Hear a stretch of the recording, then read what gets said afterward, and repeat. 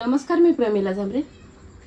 तर आज मी कोबी एक प्लेट घेतले, 2 अंडी फोडून घेतलेली, ती थोडीशी हळद आहे, कोथिंबीर, लसूण आणि हिरवी मिरची बारीक करून घेतले आणि 1 चमचाभर तांदळाचं पीठ मी चाळून घेतलेलं आहे। तर कोबी मी अगोदर चिरून घेतले, स्वच्छ धुतले, त्याच्यात आता ही 2 अंडी मी फोडलेली टाकून घेतले। ती थोडीशी आपल्याला अर्धा चमचा हळद वापरायचे, हिरवी मिरचीचा ठेचा आहे, बारीक चिरलेली कोथिंबीर आहे, 1 चमचाभर धने पावडर टाकून घेतलेले। त्यात मी मसाला कुठला वापरलेला नाही, तर चवीनुसार आपल्याला ह्यात मीठ टाकून घ्यायचं।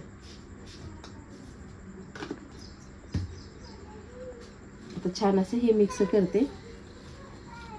हे मिक्स झाल्यानंतर थोडंसं तांदळाचं पीठ आपल्याला टाकून घ्यायचं।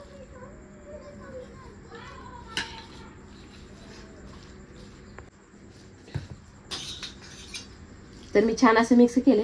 मला ते अंडे टाकल्यामुळे जास्त असं पातळ वाटतंय, म्हणून मी 1 चमचा कॉर्नफ्लॉवर टाकून घेते यात आणि छान असं मिक्स करून घेते। तर बघा, छान असं मी मिक्स करून घेतलेलं आहे। तर गॅसवर तवा ठेवलेला आहे, तवा पण छान तापलेला आहे। थोडंसं तेल ओतून घेते।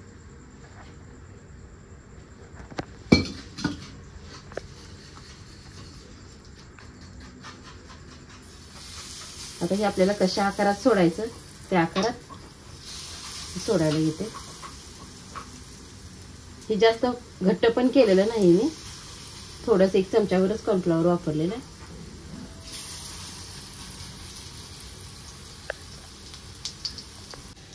छान असं आपल्याला पलटी करायचं आणि दुसरी बाजू पण भाजून घ्यायची।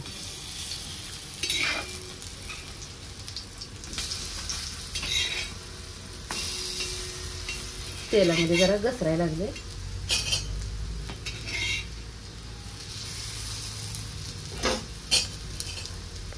तर दोन्ही साईडने छान असं मी भाजून घेतले, का तर कोबी कच्चा असते, खाताना करकर असं लागते, म्हणून मी छान असं कमी गॅसवर भाजलेलं आहे। आता ही एका प्लेटमध्ये मी काढून घेते।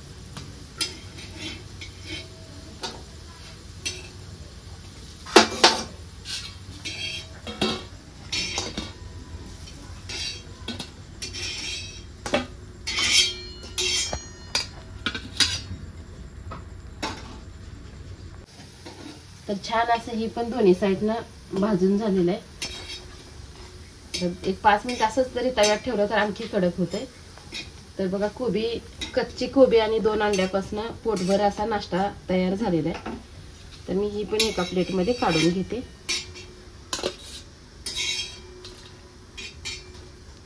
तुम्ही ही बघा अशा प्रकारे करून बघा आणि माझा व्हिडिओ आवडला तर नक्कीच लाईक करा, सबस्क्राईब करा।